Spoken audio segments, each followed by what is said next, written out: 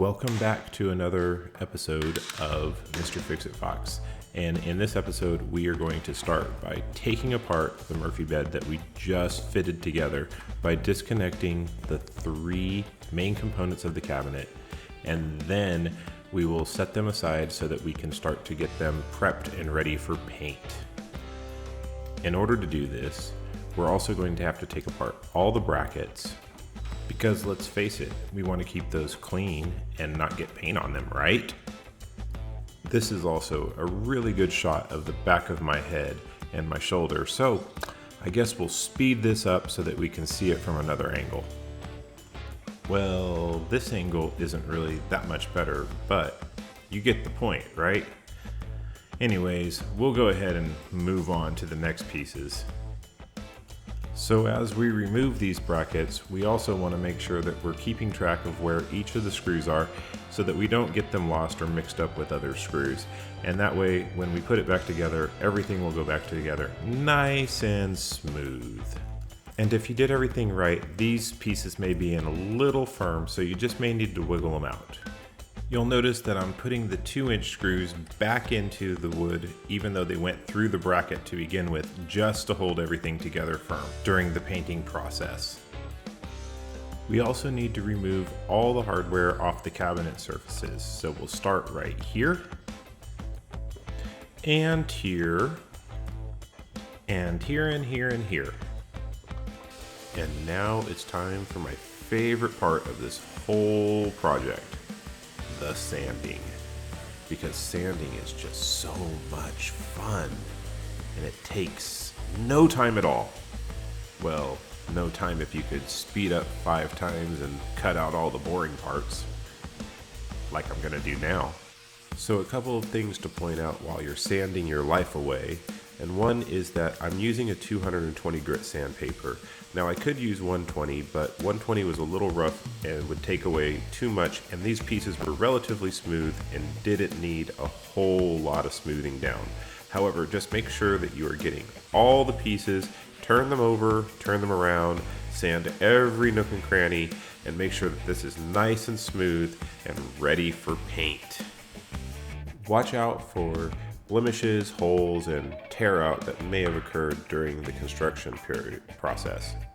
But since this is a paint grade material and a paint grade project, I'll show you how to fix this relatively easily. First, take some wood putty and try and find the right color and locate all your holes and blemishes and just put them in. That includes your nail holes that you used on the top piece. Fill all of those, and while you're doing it, leave just a slight mound so that as it shrinks down into the hole and you don't have to do it again. So while that's drying, I head back outside so that I can start cutting up the trim pieces that are going to make the face plate of the Murphy bed. This will be the piece of the cabinet that you see, and you want to look like it's a natural cabinet that's going to be sitting in your home. So I start by cutting all the right 45s, and then I'm going to turn it around and cut all the left 45s. And since this is just a fascia, you don't have to have any type of particular wood or style. You can choose your own and your own design for how you want your faceplates to look on the Murphy bed. And once you have them all cut, it's time to lay them out and see how they look. And if they look good, now it's time to measure and find out what the lengths of the cross members of each of those face frames are going to be that are on the front of your Murphy bed. I like to take these measurements directly from the bed so that I know that they're right. I usually cut them just a touch long, just to make sure that I can sneak up on that cut to make it perfect, because let's face it, I'm not a professional carpenter and I don't have fancy tools. Once all the pieces are cut, I lay a board across horizontally to give me a border of where everything should line up with to keep everything square. Then I use a little bit of CA glue in order to join the miters together. This basically acts like a clamp to hold all the pieces together while I get it fitted and squared up onto the piece. Then with regular wood glue, I go ahead and put on a nice amount around every place that the trim will be covering in order to hold that securely to the face. Then we flip that frame back over and put it nicely in place so that it's ready for its final installation. Then with some 18 gauge 1-inch brads, we just go bang, and then bang, and lock them all into place. I start with the corners first in order to make sure they're exactly where they need to be, and then I'll run a few more down the sides, just like this. Then we take the last side of our boxy frame thing and add a little bit more glue and tack it down, and we're done. At least for now, because we need to do it at least 3 more times. So let's just get that done real quick. So as we move this forward in super speed, there's a couple things I'd like to call out to you. The first thing is that we're using a piece of our trim clamped to the board so that we can help line up where we want all of our window-shaped boxes to line up. This will be removed and allow us to set up the drawer face frames in the same manner, using the upper cabinet frames as your reference as you set up the drawer frames. I do want to note that I used a pencil and a square to set up some lines for reference points, and I'm trying to leave about 1/8 of an inch to 1/16 of an inch between each frame so that it looks natural. After everything is attached to the face frame, I go ahead and fill all of our holes. Then we move on to my absolute favorite part of this whole project, which is the sanding. Yes, we need to now sand every single piece of this cabinet. But I'm assuming you really don't want to watch me sand for the next hour or two, unless you're really into ASMR. So I'm just going to skip right ahead to the next step. Once we're done using the power sander, I pull out, yep, you got it, some regular old hand sandpaper. And that's where I get into all the little nooks and crannies and cracks and crevices in order to clean this up as clean as I can get it. Remember, the more you clean it up and the smoother and nicer you get this finish, the nicer the paint is going to look when you get it done. When you're done, you can show what a painted, filthy mess you are. I then like to use the vacuum and a brush attachment in order to suck up all the remaining dust and debris that's on our piece. That way we can get a really clean surface to apply our paint. Before we paint anything, now is a good time to lay out where all of our door hardware is going to be and make sure we get the holes drilled in the correct places for the hardware. Before we apply our first coat of primer, we want to make sure we get every last piece of dust off of this piece. So we will take a tack cloth, wad it up into a little ball, and then use it in order to attract all the little pieces of dust. Use this on the entire piece, yet don't rub too hard, or you may leave some residue that affects the paint sticking to the project. Now, after all that work, we finally get to put down some primer. And this primer that we're going to use is from Lowe's, and it's a Valspar stain blocker. This primer goes on relatively quickly and flattens out pretty nice, as well as it dries within about 30 minutes. So you can get right back to our favorite thing, which is sanding. In order to get a spray paint quality, you really want to use a foam roller on all of your flat surfaces. This will help you minimize your excess paint and brush and roller marks. Once everything is painted, it's time to bring the sander back out and start sanding everything else down again. This time we're going to use a 220 grit sandpaper, so we're just scuffing it up and trying to take off all the high spots. We don't want to get too involved, and we don't want to sand it down unless we find a really bad blemish. After sanding everything down and vacuuming all the dust and then hitting it again with a tack rag, it's finally time to add some color to all of our pieces. For this, we're going to be using a satin black. And as we started putting it down, I noticed it was really thick. So I completed this piece and then made a couple of adjustments.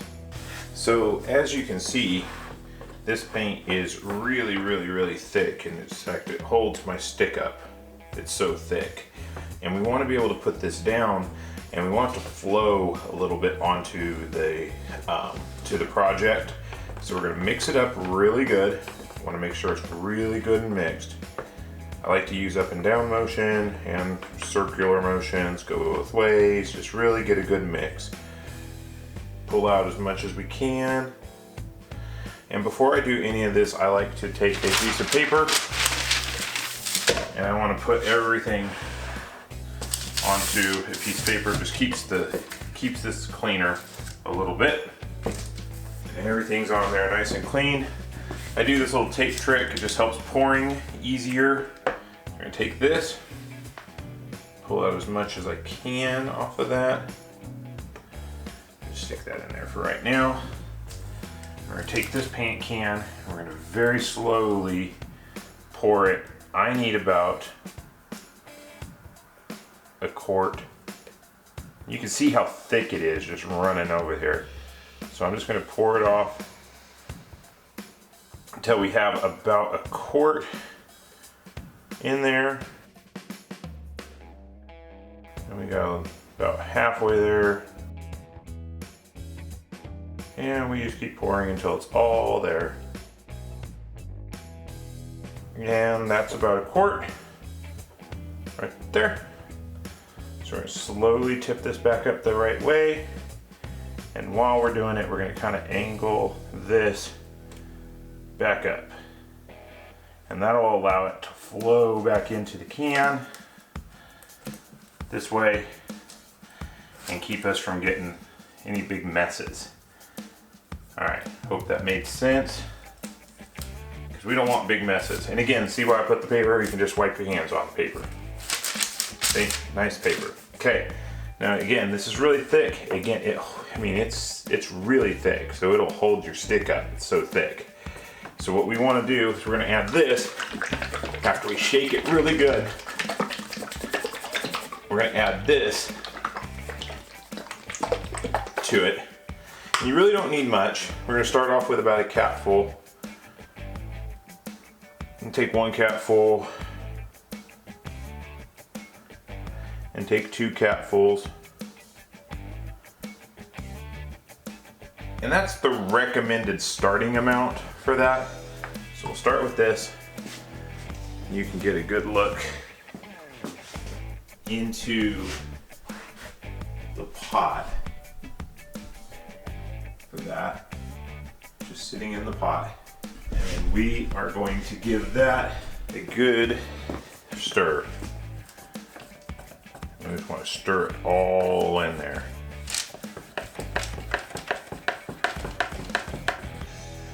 Again, you want it to come off, and you just want it to really go right back in there. You want to, this acts almost as like a self-leveler. It gives you a little bit more time to work with this. It's still a little thick in my opinion. It's a little bit better. Still a little thick in my opinion. So we're just gonna give it a little dab more. Let's try that. Get that all stirred in there nicely. And this will help eliminate air bubbles, as well as brush marks, as well as roller marks. Okay, it's getting better. Still needs a little bit more.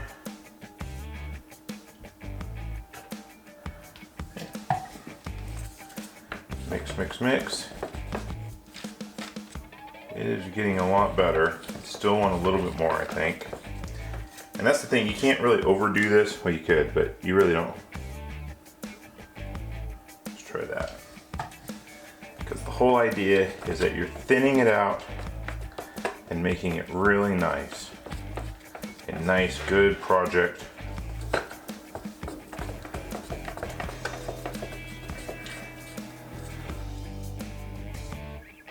Oh, that's real good now. That's getting real nice.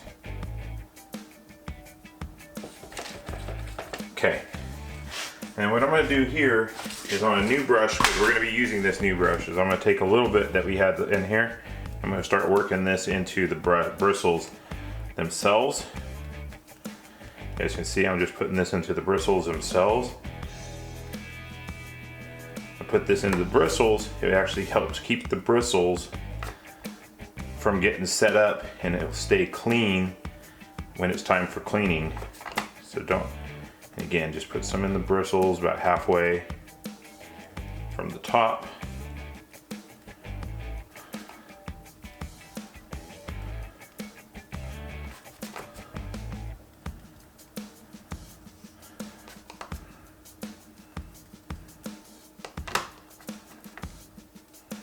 And then this is all done.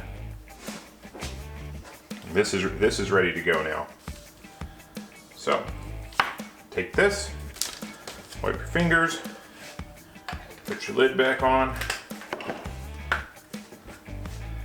and you're ready to go. Now that we have this paint fixed, it's time to add our first coat to all the surfaces inside and out. So we load up the roller and the paintbrush and spread out a nice even coat over all the surfaces and let it dry for our first coat.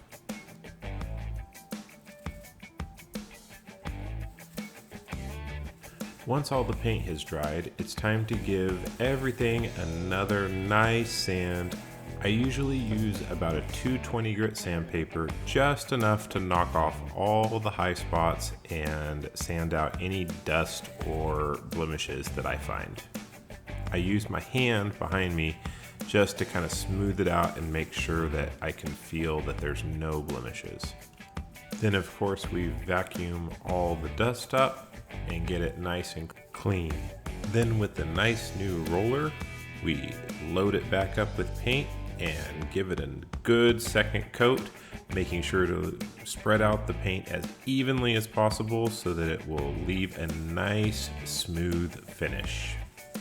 Another technique I use in order to get a really smooth finish is called tipping, and it's where I use my paintbrush and take one long stroke over the whole piece with just barely touching it with the tips, and that helps smooth out the paint and give it a really nice look as it dries. Now, as we finish up this last piece of the cabinet, I want to congratulate you all if you made it this far in this video. Prepping and painting a project are kind of tedious and kind of boring. So if you made it this far, I want to reward somebody by giving them a $25 gift card to Lowe's just for subscribing and commenting on my channel and on this video. I will choose somebody at random as soon as we reach 100 subscribers. So we're already at 25, and so just 75 more, and we will do a quick drawing to see who the winner of $25 to Lowe's is. Now go subscribe and get entered. Hi, it's all done. We finally have it all painted and all prepped. It took a little bit of sanding, it took a little bit of primer, it took a little bit of paint, it took a little bit more sanding, and you know the rest. But anyways, if you've stayed with me for this whole video and you got some value out of what I did, please hit that subscribe button. If you have any comments, please leave some comments in the bottom. If you are a professional painter and you said, Chris, why did you do things so weird? That's okay, put those in the comments too, because I'm still learning just like a lot of other people are. And again, the point of this video was to show that even a non-professional could build a Murphy bed like this. Now, it's not done, it's painted, but we gotta get it put into the house, right? So, next step is we're gonna lay this thing back down, we're gonna install all the hardware, get it into the house where it's gonna go, and install it. But that's gonna be in the next video. So, please join me for the next video to see how we install this big bed into our room and how it turns out laid out into the room. I hope you guys enjoyed it, and join me next time for the installation video of the Murphy bed. So, thank you all for joining me, and we will see you next time.